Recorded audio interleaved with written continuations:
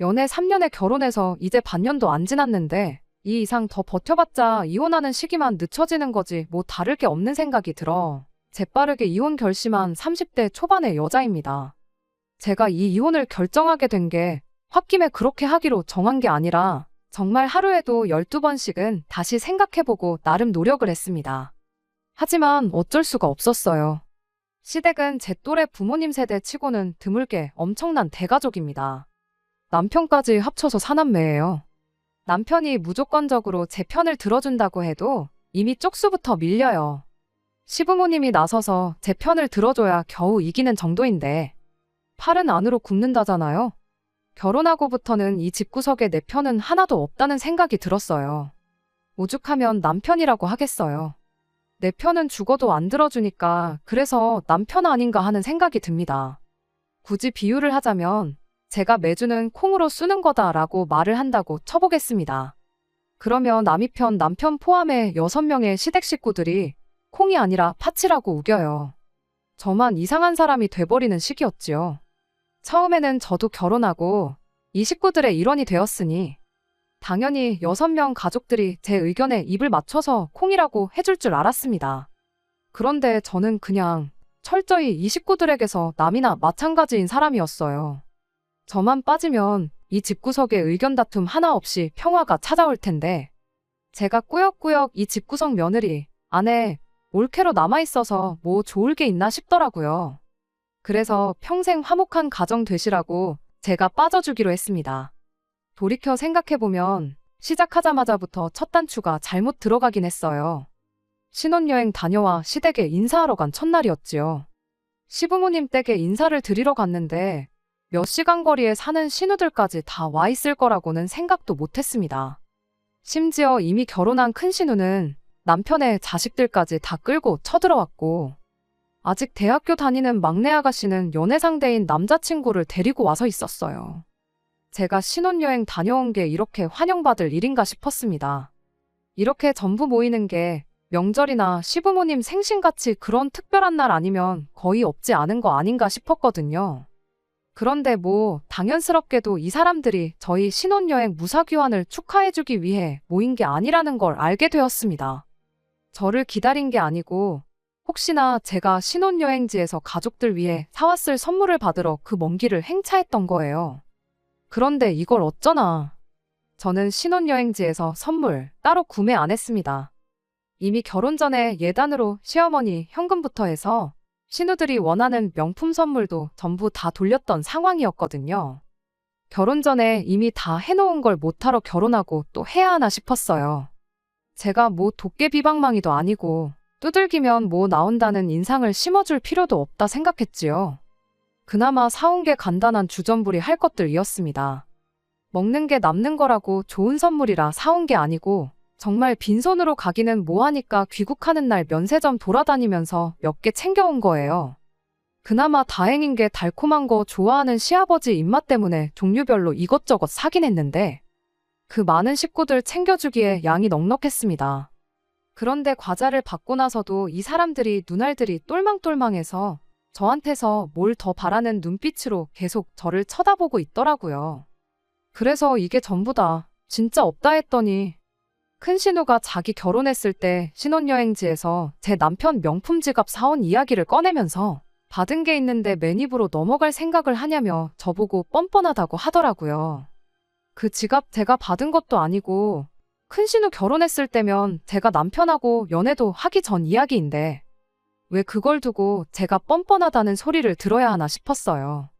남편도 거기서 충분히 한마디 할 수 있던 상황이었을 텐데 오히려 제 잘못이라며 신우 말에 힘을 실어주더군요.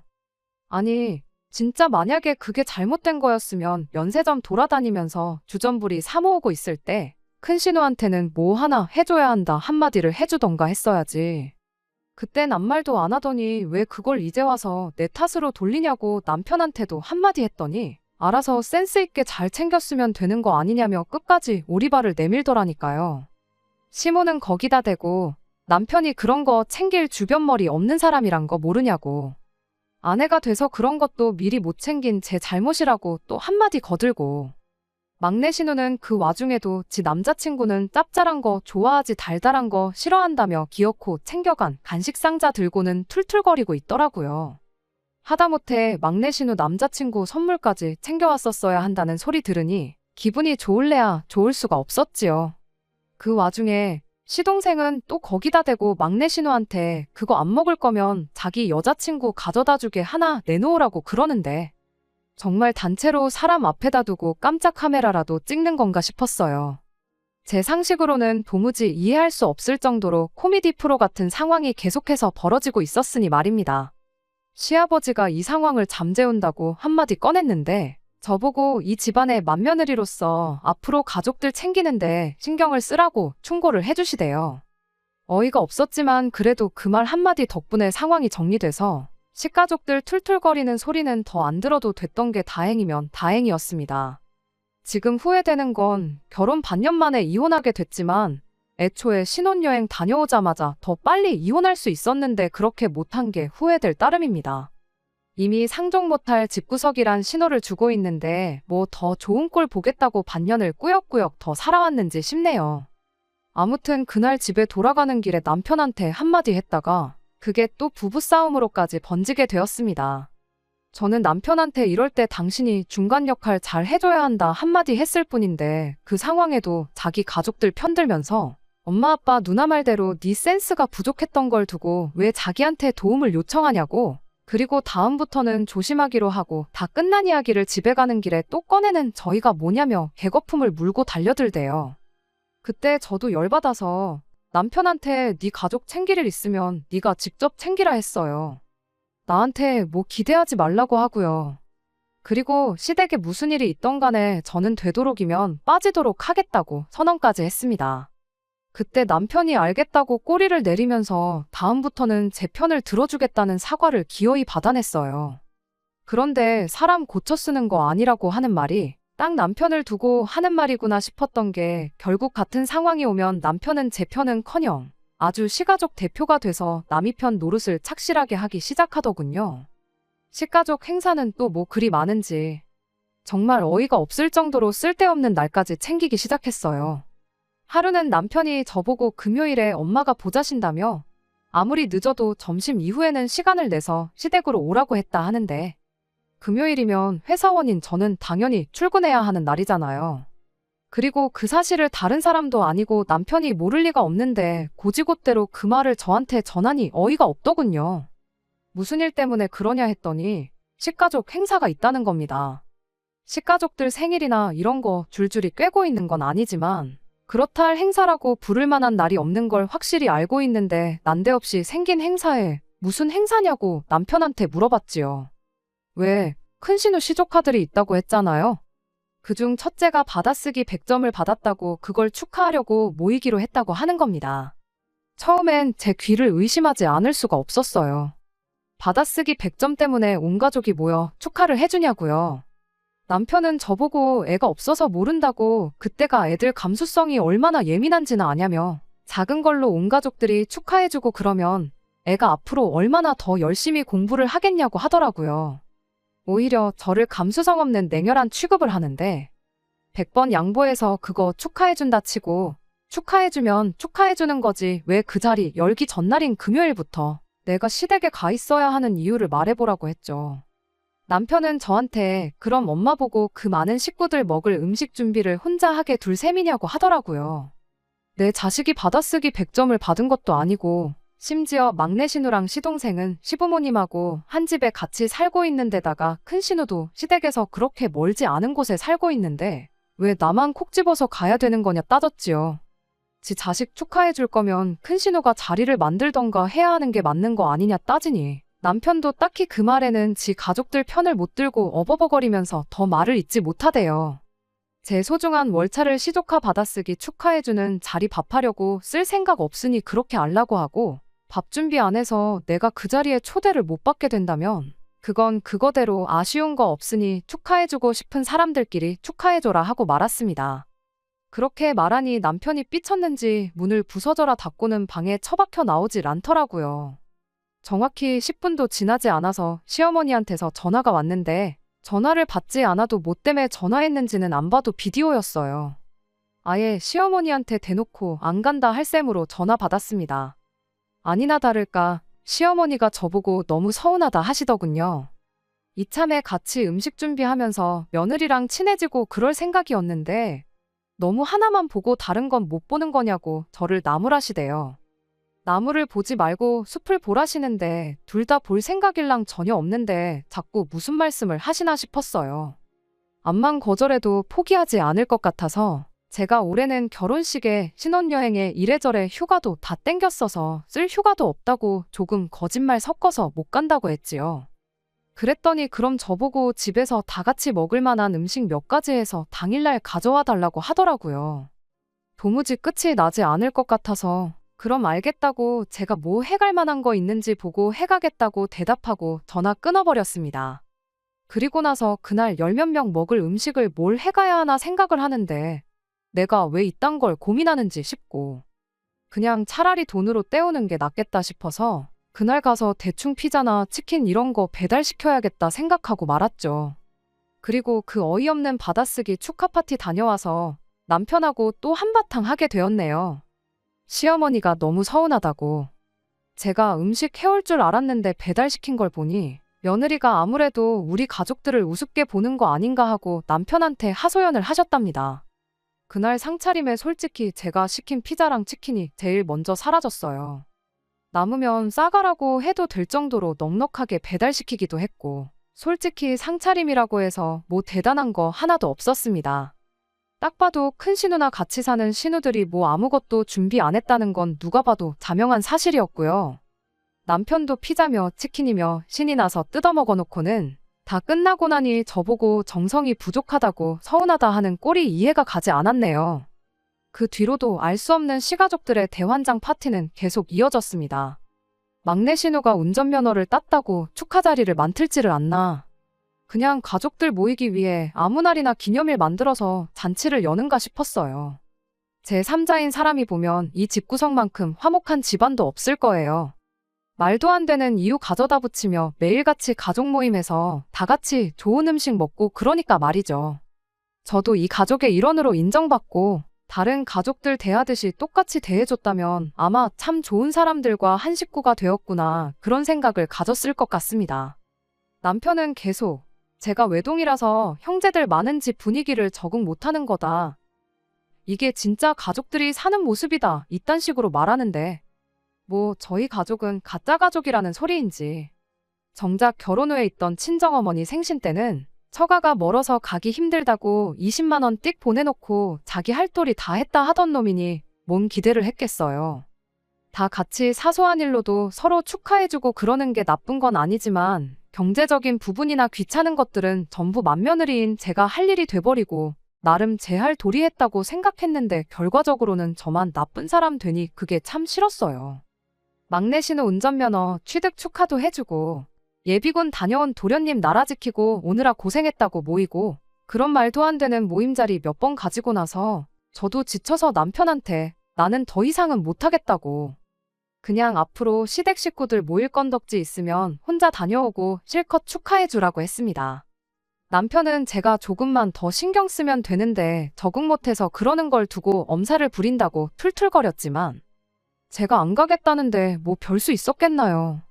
그렇게 한 두 달 정도 지나서 제가 이혼을 결심하게 된 지난달 이야기입니다. 그래도 그날 자리는 나름 의미 있는 타이틀이 있었어요. 시어머니 생신이었거든요. 다른 날이면 몰라도 생신은 당연히 축하해야 마땅한 자리였으니 저도 참석하기로 했어요. 시어머니 생신상 차려주려고 싶었던 건 아니지만 그래도 생신이라는 이름에 걸맞게 이번에는 돈으로 해결할 생각만 하지 말아야겠다 했습니다. 물론 그렇게 결정하게 된 이유에는 신우들도 같이 음식을 돕겠다는 말이 있어서였지요. 어차피 살림은 세 사람 통틀어서 큰 신우가 제일 잘 알 테고 큰 신우 주도하에 음식이 준비된다고 했으니 저도 옆에서 손이나 좀 거들면 되겠다 싶었지요. 남편도 오랜만에 제가 참석한다 하니 기분이 좋아 보였어요. 그렇게 아침 일찍 시댁에 갔는데 일찍 준비한다고 저 먼저 서둘러서 출발했는데 제가 제일 늦게 도착했습니다. 음식 준비가 한창일 줄 알았는데 문 열고 들어가니 큰 신우랑 막내 신우는 거실 소파에 떡하니 기대 앉아서 TV를 보고 있었어요. 제가 늦어서 시작을 안 했구나 싶어서 서둘러서 같이 준비하자고 했는데 주방에 웬 처음 보는 아가씨가 혼자 허둥지둥대면서 불 앞에 왔다 갔다 하더라고요. 딱 봐도 대학생 티가 팍팍 나는 젊고 아리따운 아가씨였는데 쟤는 누구길래 시댁 주방에서 음식을 하고 있나 싶었어요. 큰 신우랑 신우는 제가 오든 말든 신경도 안 쓰고 음식 준비하고 있으니 저기 가서 도와주라길래 주방으로 향했습니다. 그 아가씨한테 당신은 대체 누구시길래 여기서 이렇게 음식을 하고 있느냐 물었더니 자기를 시동생과 만나고 있는 여자친구라고 소개하더라고요. 나이는 23으로 제가 생각했던 것보다 더 어렸습니다. 이제 대학교 졸업반이고 취직 준비하고 있다고 하는데 결혼할 것도 아닌 아가씨가 왜 여기서 음식을 준비하고 있나 했더니 남자친구인 시동생이 엄마 생일이라고 와서 음식하라고 불러냈다고 하더라고요. 아직 세상 물정 모르고 나이차 많이 나는 남자친구가 하래니까 하고 있는 것 같은데 괜히 마음이 측은해지더라고요. 뭘 몰라도 한참 모르고 남자친구가 얼마나 좋으면 결혼도 안 했는데 그 어리고 한참 때인 나이에 예비시댁도 아니고 남자친구 엄마 집 와서 이렇게 종노릇을 하고 있나 싶었어요. 뭐 지가 좋다고 와서 음식 준비하는데 내가 신경 쓸 게 있나 싶어서 저도 같이 음식 준비를 돕기 시작했지요.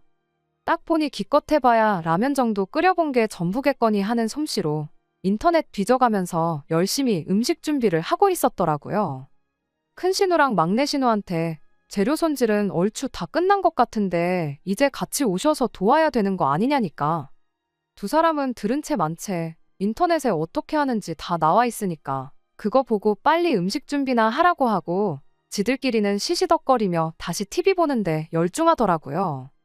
음식 몇 개 하는데 넷이서 힘 뺄 필요 있냐고, 둘이면 충분히 할 거 아니냐고 하면서 이쪽은 신경도 안 쓰는데 그때 뭔가 제 머리를 세게 한 대 얻어맞은 것 같았어요. 이 세상 물정 모르는 아가씨나 저나 뭐 다를 게 있나 싶더라고요.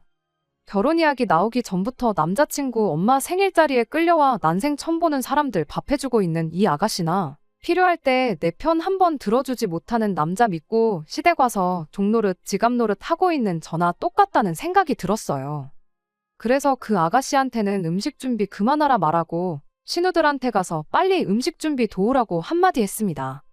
다른 사람도 아니고 엄마 생일상 준비하는데 자식들은 놀고만 있고 남이 집 자식들이 음식하는 게 말이나 되냐고 한마디 했죠. 그랬더니 큰 신우가 어이없다는 듯이 저를 쳐다보면서 저보고 생각 잘하라고 하는 거예요. 지금 저 기집애 확실히 버르장머리를 들여놔야지 나중에 제가 편하다고요. 오란다고 와서 음식 준비하는 거 보면 분명히 결혼할 텐데 지금 미리 기강을 다져두지 않으면 고생하는 건 지들이 아니라 저라고 하는 겁니다. 그 말을 들으니 이 신우들 뿐만 아니라 온 집안 식구들이 저를 어떻게 생각했고 자기들 편하기 위해 부려먹을 생각뿐이었다는 사실에 확신이 생겼어요. 그대로 앞치마를 큰 신우 얼굴에 벗어던지고 저는 이 집구석에 더 이상 엮일 생각 없으니 그렇게 알라말하고 자리 박차고 나왔습니다. 나오는 길에 시동생 여자친구라는 아가씨도 데리고 왔는데 평소에도 얼마나 시동생한테 가스라이팅을 당한 건지 나와서도 안절부절 계속 눈치만 보고 있더라고요. 두 사람이 어떤 관계인지는 모르겠지만 지금 이 상황만 봐도 정상은 아니고 좋은 꼴 못 볼 테니 기회가 왔을 때 헤어지라고 했어요. 저도 아가씨 덕분에 이혼할 결심이 섰다고 난 이 길로 이혼 서류 작성하러 갈 거라고 말해줬죠. 집에 도착하니 남편은 아직 출발할 준비도 안 하고 혼자서 느긋하게 커피 한 잔 내려놓고 토요일 점심을 만끽하고 있더군요. 갑자기 들이닥친 저를 보고 당황한 남편이 엄마 생신상 준비는 어쩌고 벌써 왔냐길래 니네 가족 일은 니들끼리 알아서 챙기라고 한마디 해주고 나는 월요일 되는 대로 변호사 찾아가 이혼 준비 시작할 테니 그렇게 알라고 했습니다. 자초지종을 들은 남편이 그 와중에 한다는 소리가 저보고 왜 쓸데없는 오버를 떠냐면서 어린 시동생 여자친구 밥만 닮았으면 우리 집이 얼마나 평화로웠겠냐고 또 가족 편을 들더라고요. 동생이 사람 보는 눈이 있어서 그 어린 나이에도 벌써 시댁 행사 참석하고 군소리 안 하는 참한 며느리감을 데려왔다고. 저보고 그 어린 친구 밥만 닮아보라고 큰 소리를 치더군요. 결국 남편도 신우들이랑 다른 거 없는 놈이고 애초에 제 편을 들어줄 생각 없었다는 걸 결혼 6개월이 지내서야 깨달았습니다. 옛말 틀린 거 하나 없고 사람 고쳤을 수 없다는 말도 정확하게 이런 상황을 두고 하는 말이었던 거죠. 암만 입 아프게 떠들어봐야 저 혼자 비정상이라고 말하는데 상식선에서는 제가 옳을지 몰라도 이 집구석에서만큼은 제가 틀린 사람이었던 거예요. 시어머니 생신상 차리는 게 시작이면 시작이지 앞으로 어떤 일이 일어날지는 굳이 제가 제 인생 바쳐가며 보지 않아도 알겠더라고요. 그래서 제가 이 집구석에서 빠져주겠다 했습니다. 이혼 이야기도 맨 처음엔 홧김에 꺼내긴 했지만 하루라도 빨리 탈출하는 게 제 앞으로 남은 인생을 위해서도 정신건강을 위해서도 좋겠다는 생각이 들었어요.